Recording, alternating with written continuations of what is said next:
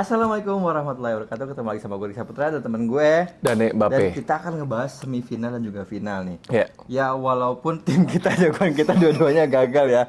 Untuk kalau gue masuk final tapi tidak juara, dan kalau Prancis Semifinal doang ya tahun ini. dan sama-sama lawannya itu Spanyol guys. Kita Ya. akan ngebedah semua tapi kita akan flashback sebelumnya Ya. di semifinal dulu ya. Oke. Nah nanti Dane akan ngebahas tentang Prancis, gue akan ngebahas tentang permainan dari segi dari Argentina. Oke. Kita bahas dulu karena Prancis dulu kan. Oke, pertama pertandingan semifinal pertama tuh Prancis lawan Spanyol dengan hasilnya 0-2 ya. 0-2 dicetak oleh Oyarzabal penalti menit 22 dan Porro di menit 58. Nah, menurut lu gimana ya pertandingan yang ini termasuk cepat ya di menit 22 dan juga babak kedua di menit 58. Menurut Iya. lu gimana? Prancis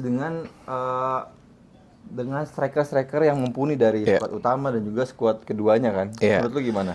Ini Di luar prediksi ya nggak sih? ini di luar prediksi banget sih. Karena kan gue mikir kalau misalkan Prancis ke semifinal kan itu benar-benar meyakinkan banget ya. Terakhir Ya, kan dia benar. ngelawan Maroko kan, Aha. yang dihajar itu. Terus gue ngelihat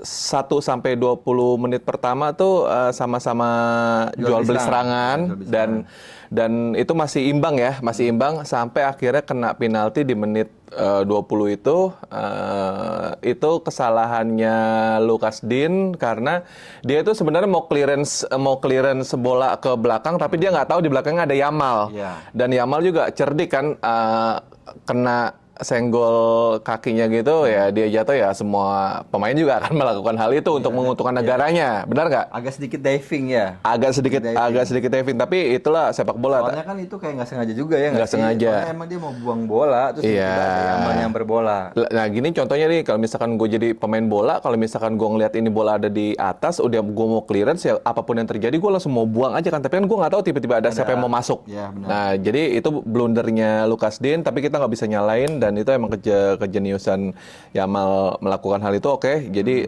mencetak gol itu. Nah setelah menit 22 penalti ini, Prancis kehilangan Saliba. Iya. Dia kayak hamstring deh, ketarik, dan gue langsung kayak punya feeling buruk nih saat Karena itu. itu salah satu lini tengah terkuat juga buat Prancis ya saat ini ya. Ibaratnya dia tuh sangat penting banget di lini belakangnya Prancis karena kan dia kan back utamanya Arsenal dan timnas Prancis, dan dia juga yang ngatur semuanya di belakang. Ritmenya ya. Ya udah, setelah dia itu ya udah Prancis didikte permainan sama Spanyol. Akhirnya bener tuh menit 58 dia dapat gol lagi. Ini golnya cantik banget sih sumpah, ini Porro tak tok tiki-takanya. Jadi gue sebagai fans Prancis ya gue agak kecewa sih Tapi karena bisa menerima kan. tapi gue bisa nerima karena kan kita harus mengakui Spanyol emang di luar emang untuk saat ini bagus ya. emang bagus karena kan Kayak ini. Barcelona 2010. Iya, kayak flashbacknya dulu zaman Xavi Iniesta. Benar. Itu gue ngerti tuh. Kayak ini kayak untuk keduanya ya nggak sih? Bener, dan Yamal emang layak sih jadi pemain yang hebat sih. Oke, Jadi jadi zaman-zamannya Xavi Iniesta itu zaman goldennya negara Spanyol pertama. Iya. Yang keduanya ini nextnya Yamal, ada Gavi, Iya. Pedri, Rodri dan tim-tim lainnya ya kan. iya 2010 sampai 2026 itu dia menunggu 16 tahun sampai dapat generasi ini. Iya, generasi emas lagi. Iya, oke gitu aja. Selamat buat Spanyol yang lolos ke final. Oke, kita lanjut ke semifinal yang kedua ya. Ini Ricky yang bahas nih. Argentina akan melawan Inggris nih. Nah, Coba gimana Ki? sebenarnya ini kalau misalkan dari segi materi, menurut gue seimbang ya, Oke. seimbang. Dan karena waktu menit 55, Gordon tuh mencetak gol, satu gol, terus udah gitu disusul oleh gol Enzo Fernandez di menit 85 dan juga Lautaro Martinez di menit 90 extra time Iya. menit kedua ya. Ya, Nah, ini gue bakal ngebahas sedikit. Nah, ini kan Gordon kan sudah dibeli Barcelona ya. Iya. Dia akan menjadi pemain Barcelona. Menurut gue, dia adalah pemain yang sangat cerdas Bagus. ya, memanfaatkan peluang Sekecil mungkin apapun ya. jadi gol. Ya. Dan tapi titik baliknya itu saat si Messi itu diprovokasi oleh Bellingham kalau lo lihat Benar, pertandingannya. benar. Di situ Messi langsung mengeluarkan mode God-nya. mode godnya. Iya, mode God-nya tuh Iya. keluar banget di situ karena Messi dapat 2 assist kan. Iya. Dia ngasih assist buat Enzo Fernandez dari luar kotak penalti, langsung si Enzo Iya. Fernandez mencetak gol. Yap. Dan yang kedua itu Messi gocek 2 lawan itu pemain muda Inggris loh. Salah Iya. satu yang main di Liga Inggris. Iya. Messi ngumpan dan disundul dengan sangat baik oleh Lautaro Martinez. Iya. Gitu. Dan ini sedikit gue bahas, Gordon ini kan menit 55 ya, dan Enzo tuh mencetak gol di menit 85. Lu kebayangan nggak? Maksudnya tinggal 5 menit terakhir Inggris lolos lo ke final. Ya, sebenarnya itu gimana ya, lu nggak bisa prediksi nih. Maksudnya dalam 7 menit kan 7 menit ya. Iya, 7 tambahan menit 2 benar. Iya. Jadi dalam 7 menit lu bisa cetak 2 gol. Itu menurut lu gimana ya guys? Maksudnya Itu sih mental sih. iya, karena beberapa kali Argentina ini mentalnya sangat juara menurut gua sebenarnya guys. Terakhir lawan Mesir. Iya, pertama tuh dia melawan Cape Verde, Iya. Mesir, lawan Swiss, mereka tuh comeback terus. Dan terakhir melawan Inggris ini dia comeback Iya. jadi 2-1 guys. Iya. Dan menurut gue di sini Messi ngeluarin mode God-nya sih. Mode God, Bener. ya. Karena dia banyak dribbling, banyak kejar bola, Iya. banyak intercept. Iya. Nah, ini menurut gue performa Messi yang terbaik sih pas lagi lawan Inggris. Iya, ini terbaik ya. Gak kelihatan lawan Spanyol, tapi nanti gue bahas lagi ya pas nanti lawan Spanyol. Oke. Jadi layak ya Argentina ke final ya lawan Inggris. Oke, kita next ke perebutan tempat ketiga ya. Wah, ini gila Di sini ini. banyak gol. Kalau menurut gue Ini- sih, mereka semuanya pada main lepas ya. ini Mungkin udah- mereka juga tidak pengen memainkan laga ini ya, karena ini Iya. perebutan juara 3 mereka sudah tidak ada Motivasi. Iya, motivasi atau apa yang namanya ya, gairahnya mereka Gairahnya. untuk bermain. Mereka tuh pada pengen main di final Iya. dari Prancis maupun juga dari Ya, Inggris. bahkan pelatihnya Inggris kan si Thomas Tuchel kan bilang pemain Prancis dan Inggris saya yakin tidak akan berniat untuk memainkan pertandingan Ya, seperti banyak ini. pemain juga nggak mau sebenarnya main Iya. di babak ketiga, tapi di sini dimanfaatkan dengan sangat maksimal oleh Mbappe. Ini sih layak. Juga Olise ya. Ya, ini layak final sih skor kayak gini sih sebenarnya benar nggak? Jadi makin seru ya. Makin seru. Tapi sayangnya dua tim ini kalah oleh Spanyol dan juga oleh Argentina guys. Ya, oke itu dicetak. Oleh Mbappe, lu sebutin deh. Oke, Mbappe menit 48, 66, dan Barcola 54, Dembele 90 plus 6, dan Inggris Declan Rice menit 3, Konsa 18, Saka menit 37 dan 46, dan penalti 87, dan Bellingham menit 90 plus 8. Gila sih Dan di ini. sini kalau lu mau tahu ya, Inggris tuh sempat unggul 4-0 nih. 4 unggul 4-0. Ini gila ya, maksud gue Prancis dengan skuad yang segitu hebatnya kenapa bisa ketertinggalan Iya. 4-0. Tapi lagi-lagi ya, Prancis tuh punya mental. Mental juara Jadi seperti akhirnya dia Argentina. bisa mencetak 4 gol. 4 gol. Walaupun skor akhirnya jadi 6-4 guys. Ya, itu tidak penting sih sebenarnya buat Prancis dan buat fans Prancis, udah hiburan aja sih itu. Dan ini menguntungkan Mbappe jadi mencetak 2 gol dan menjadi top skor sementara. Top skor menjadi 10 gol ya, Nek? 10 gol Dan Piala disusul Dunia. oleh Messi dan juga yang lainnya. Yang lainnya. Oke, kita langsung ke Ada komentar antara Inggris Prancis nggak ada kayaknya karena pertandingan ini pertandingan hiburan sih. kayak benar-benar kayak fun match untuk fun match ya udah aja. gitu. Maksudnya mereka main lepas, Main nggak lepas. ada yang defense, semuanya nyerang ya nggak sih? Benar. Jadi pada jual beli serangan. Jual beli serangan. Oke, ini ya udah. Oke, ini kita langsung Langsung. bahas di puncaknya nih ya guys. Iya, Kita oke. mau bahas pertandingan Argentina melawan Spanyol. Wah, Di ini sini Spanyol menang ya, dan dia dan mendapatkan juara Piala Dunia dengan skor 1-0.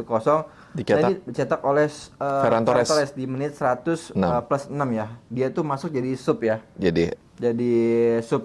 Jadi dia Super tuh sub. super sub, pemain pengganti yang akhirnya bisa mencetak gol, memberikan perubahan dan perbedaan Iya. untuk tim Spanyol. Iya. Karena sebenarnya Spanyol juga sempat buntu untuk mencetak gol karena Benar. pertahanan dari Argentina cukup sangat rapat dan juga Dibu Martinez bermain sangat-sangat bagus. luar Pertandingan biasa itu. itu Martinez. Menurut Dan lu gimana ya untuk pertandingan dari sisi lu deh? Sisi lu dari Argentina ini sama Spanyol kan, Argentina sama sekali tidak ada kurang penguasaan bolanya. Iya. Terus akhirnya pemain-pemain pada emosi seperti Iya. Paredes, Enzo dan lain-lain. Itu gimana dan lu, Nek? puncaknya Enzo Fernandez mendapatkan Dikeluarin. kartu merah ya Iya. di menit Menurut gua 90. itu tindakannya nggak perlu ya nggak sih? Nggak Maksud perlu. gua, lu udah kuning. Iya. Tim lu lagi di pressure terus. Lagi butuh, ya. Iya, lagi butuh pemain yang bener-bener buat ngedukung tim kan. Bener. Apalagi berjuang dengan 10 itu berat banget. Berat ya nggak sih? banget. Oke. Gimana menurut lu, Nek? Dari sisi pandang lu dulu deh.